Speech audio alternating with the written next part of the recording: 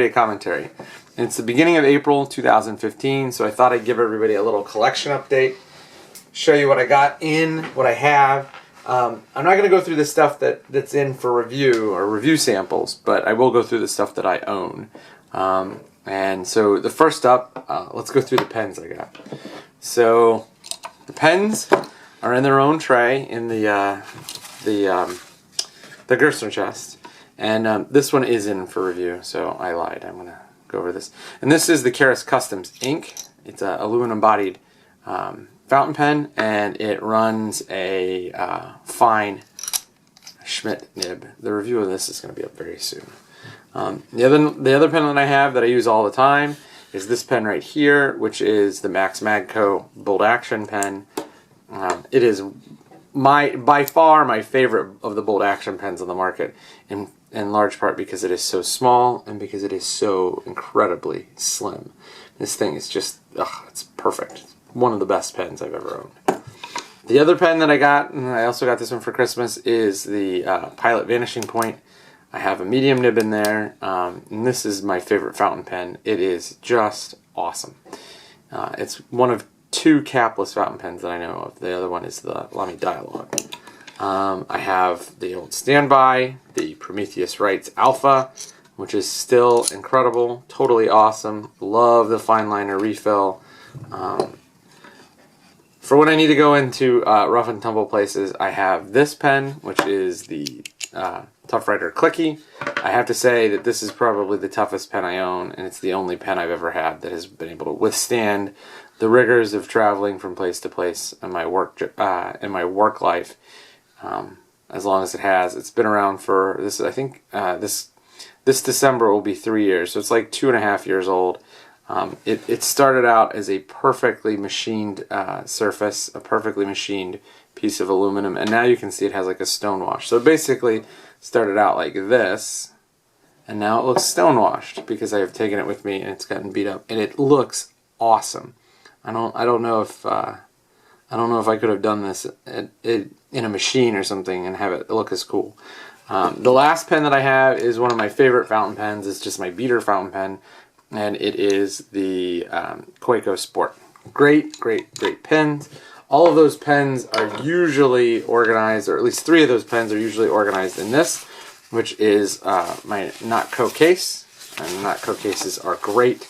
They're very small, kind of compact, and very discreet. So that's the pens. Now let's take a look at the knives that I have right now. Goes with the pens. This is the knife tray that I have in the Gerstner chest. And of course I have a Spyderco Dragonfly in ZDP 189 because that's just what you gotta have. It's my favorite knife. It's a great little pocket knife. It does everything you ever needed to do. I also have a John Graham GMT Graham Mid-Tech stubby razor clip, and this is a great little knife. For the money, it's really hard to beat. It is 154 cm steel. It has John's incredible flipping action.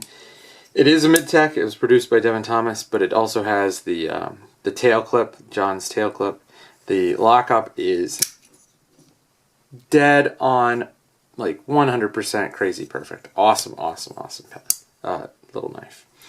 Another knife that I have that I've gotten recently is new old stock, and it is the Paul Executive from Lone Wolf Knives. Lone Wolf was one of 3 companies that made this knife. It's a great little knife. I really like it a lot.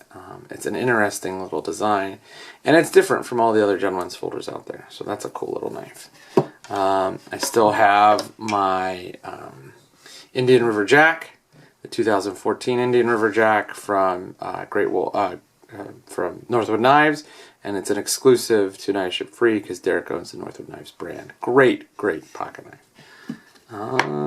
I still have the Charles Gudradis Small Pathfinder Flipper.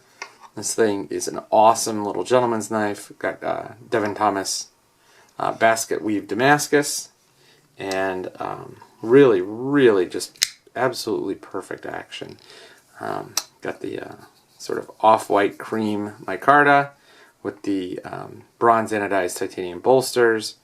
Really nice little pocket clip, and then it's got the carbon fiber backspacer right there.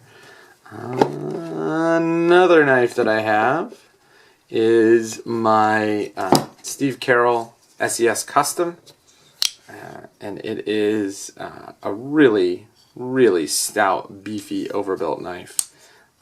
Comes with the Carroll's lanyard, a nice little pocket clip. It's got nice action. I can, if I need to, flick it open. This is a great little knife and an awesome user for a custom knife. Not so fancy you get worried about it. Another knife that I recently picked up is this knife, which is a Tom's Choice Barlow made by Great Eastern Cutlery. This is a 2014 model, and you can see that it has the commemorative little banner on there. So it runs 1095 steel. It has the red soup bone handles. It has a great full flush half stop and a really nice long pull on the clip point blade. So one of my favorite traditional designs. In fact, it is my favorite traditional design, the Barlow.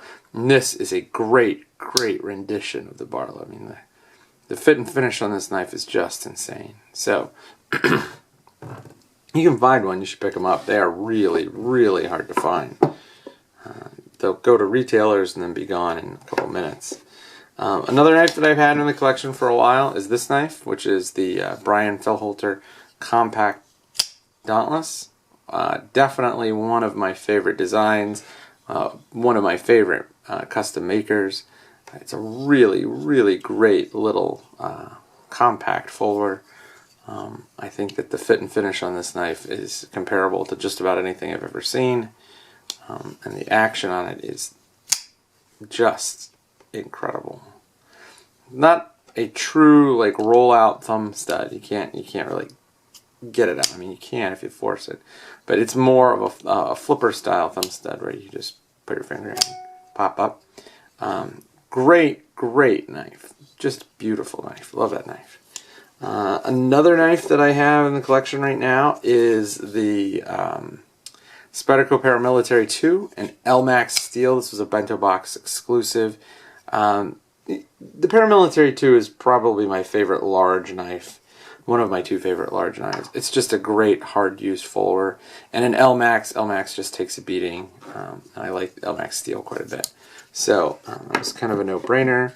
I have the Versteeg Imp, which is a tiny little fixed blade. It runs 01 tool steel. He did a great job on the 01 tool steel.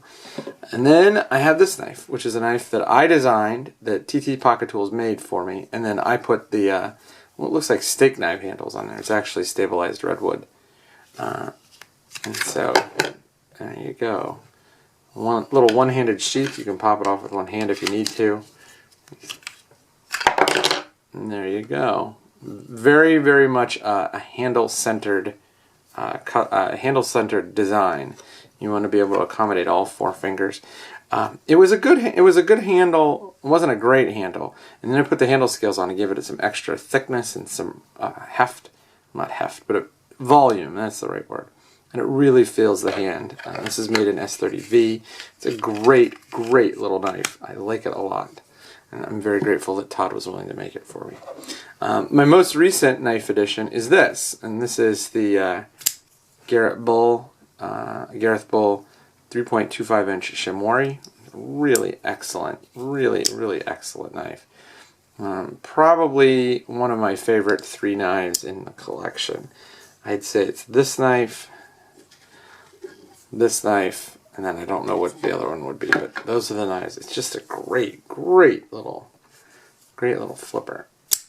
And you can flip it in a ton of different ways. You can slow roll it.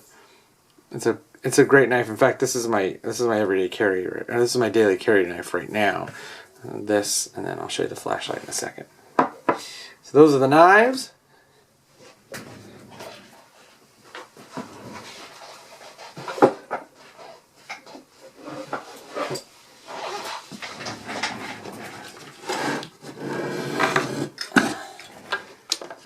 This is the Gerson chest for the multi-tools and the flashlights. And so let's see what we have. So all the way over we have the Charge TTI. And one of the cool things about this knife is that I found new old stock of the bit kit. So the bit kit has changed a couple times. And it comes with a partial bit kit, but it does not come with a full bit kit. I was able to find the full bit kit. So the only accessory I'm missing for this multi-tool is the bit extender. And once I have that, then it will be the complete set. And the really awesome thing was, because it was new old stock, I found it really cheap. So I have the Leatherman Charge TTI. This is just a beast of a multi-tool. I mean, it can do pretty much anything you ask of it. The only drawback is this thing is really massive. It's like 9 ounces. And then when you put the bit kit and the bit extender and the sheath, I think it's like up to 11 ounces. It's like a, you know, it's like carrying around a phone book or something. It's a big multi-tool. I found actually that the best way to carry this multi-tool is to put it in your pack. The multi-tool that I probably use the most is this one.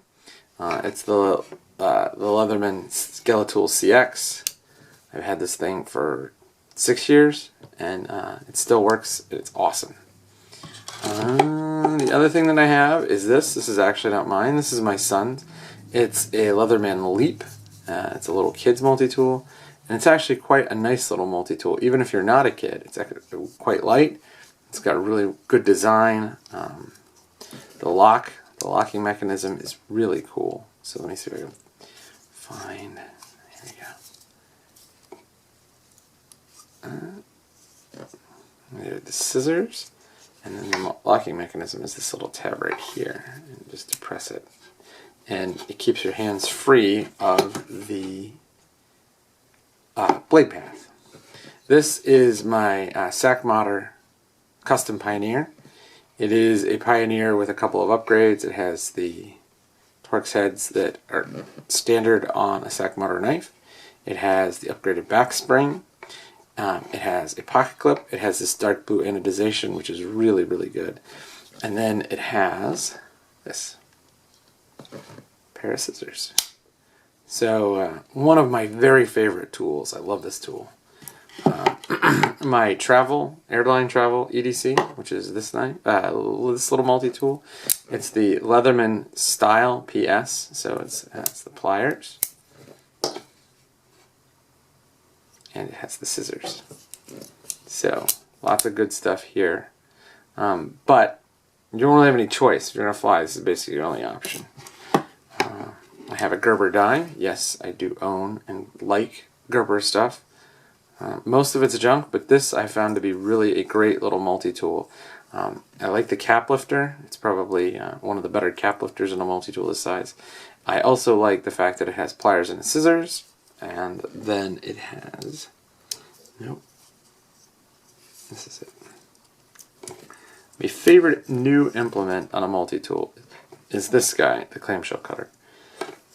It works really well. I like it quite a bit. This is a great little thing to have in your pocket, put in your, car, or if you're a lady, put it in your purse.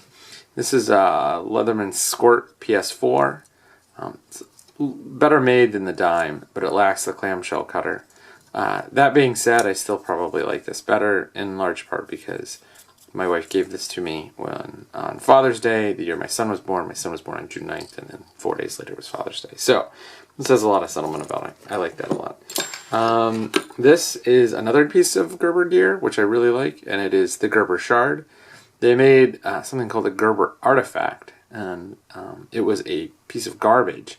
But in the, I forget, it was either SHOT Show or Blade Show, when they debuted the Artifact, they were giving the Shard away as sort of like a bonus, like swag. And it turns out that this is like 100 times better design. Of all the one-piece multi-tools out there, I have to say that this is probably one of my favorites, and it is definitely by far one of the cheapest. I think you can get one of these. You can find them. You can get them for around $5 or $6, maybe $8 at the most. And one of the reasons why it's my favorite is because it has this, which is a real Phillips driver. Great design. One piece, so there's really nothing that Gerber can screw up here. And as you can see, the finish is starting to come off on mine and gives like this really cool effect. So I like this a lot. Again, I'm not a Gerber hater, I just hate crap. And it happens to be that right now Gerber is making a lot of crap. Not all crap. This is another custom Swiss Army knife. This is the Bushido Mosquito Titanium Rambler with tritium insert. It is an awesome little piece of kit. The guy just dropped off the face of the earth and took a bunch of people's money, so I wouldn't buy something from him. This is a custom flashlight. It's the Steve Koo 40DD, and it's a nice little tiny light. It has a very, very clean, very clean, very warm emitter. You can dial it in real fine, like right there. It uses a quantum tunneling composite. This is a much better implementation of quantum tunneling composite than the next light I will show you, and it is the Peak Eiger. And this is a fully decked out Peak Eiger. It runs a Nichia 219 emitter. It can hit about 220 or 250 lumens. It has the momentary on switch. It has the Prometheus pocket clip. I mean, this is basically a fully decked out light. The one issue that I have, and that a lot of people have, is that it's a little jumpy on the QTC. And you can see right there. I mean, I've worked with mine a lot to get it not so jumpy. But the problem is the threads are not cut very fine. And so you basically have a lot of pressure or no pressure and nothing in between. So you have to kind of be very careful when you dial it in. You'll get a little jump. No matter how careful you are, you're going to get a little jump. That said, this is a really great light because it can run regular batteries. It can run anything but LiPo, rechargeables. It has really good emitter. It has the momentary on switch. It gives you basically everything you'd ever want in a flashlight. And it's one of my favorite lights. The other light that I have is one of the lights that I carry the absolute most. And this is the Mark II, Wouxun AN Mark II. This was the first one. This is the one that Enrique made. And this is the first one that he made. And it is just marvelous. It is fantastic. And so there you go with the low. And you're going to get medium. And there you go with the high. This light does pretty much everything you'd ever need it to do. It's super good. 114 lumens on high. This is another light that I have, and this is the MBI HFR. It is a very small light, and this is actually the light that I'm carrying today with the Shimori as my EDC. And it uses a very unusual interface, and so it's sort of like a clock face interface. So if you're at noon, it's off.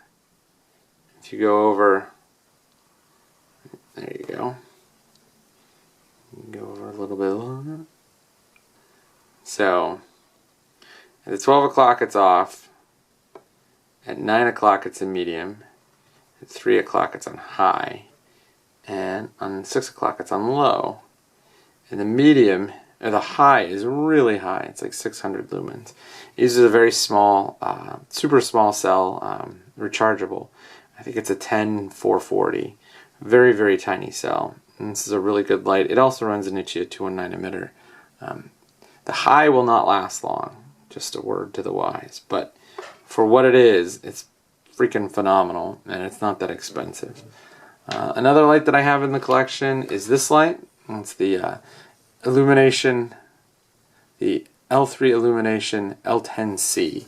And this is a really good, very simple 1AA flashlight. It also runs a Nichia 219 emitter. I think you're seeing a theme here. I think they're all Nichia 219 emitters if I can get them. Very good light, extremely cheap. There is some issue with some quality control, and I'm looking into that. And there was also some issue with the delays and shipping problems from the company. So I'm also looking into that, and I'll put a post up when I get more information. It fits this little traffic cone thing. I found to be more entertaining than useful. This is a flashlight that really started my flashlight collection, and it is the Megismo Haiku. I think that there is a very good case that this is just about as good a flashlight as anybody's ever designed. This one runs an XPG emitter. I know that they have a high Cree emitter, but I'm not about to pay $500 just to swap the emitter. So, very good light. Excellent in every way. Produces perfect, absolute perfect beam pattern. Just great. Another light that I have that I really like is the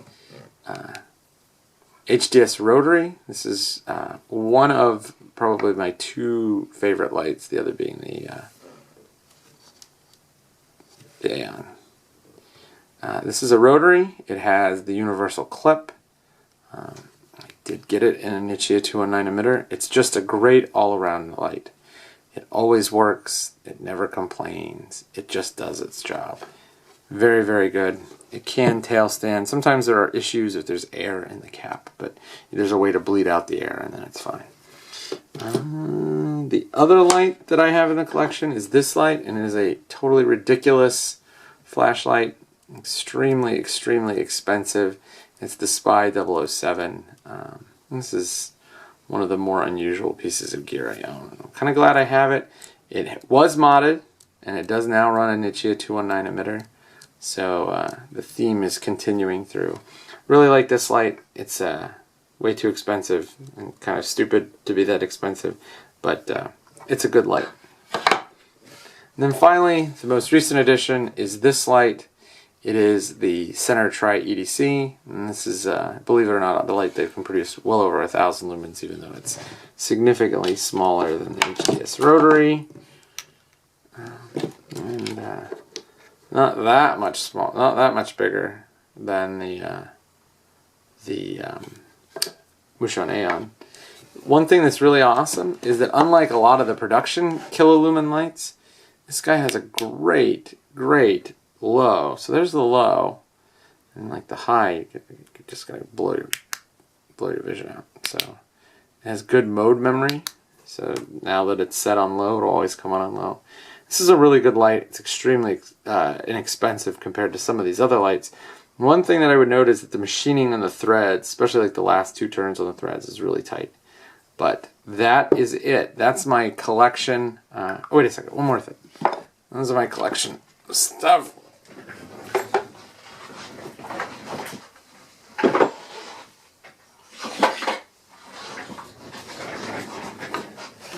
This is the stuff that's sort of in my permanent collection. This is stuff that's not going to go anywhere. All of it was gifts. Gifts or stuff with sentimental value. So this is the 940-1. It was a gift for my dad. We went on vacation last year. This is the Techno, Spyderco Techno. It was a gift for Christmas a couple of years ago, and it also has the Edge Observer lanyard bead, so not going anywhere. This was a gift 4 years ago for my birthday from my wife. It is a beautiful little gentleman's folder, the Spy Fox, collaboration between Spyderco and Fox Cutlery. And this is the Aboina wood handles. No, this is the olive wood handle. Beautiful little N690 blade on there. This is a Case Mini Trapper from 1932.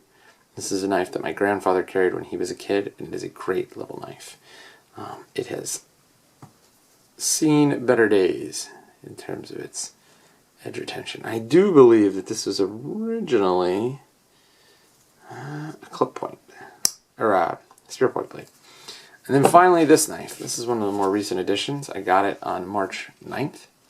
That was the day my second son was born. And so each one of us, all three Skull and Brini boys, has a, this is the Russell Titanium 3.0 lockback. And this one has, and you can see, oh geez, just gorgeous. Alternating, there's a titanium bolster, polished titanium bolster. And then mother of pearl with blacklit pearl inlays. And so this is like a perfect little gentleman's folder. It has a VG10 blade, comes in this nice slipcase. So that is my entire EDC collection, minus 3 bags. One is a Pygmy Falcon 2, the other is a Flare 24/7 from Osprey, and then the final one is my briefcase, which is a Tom Bin Cadet.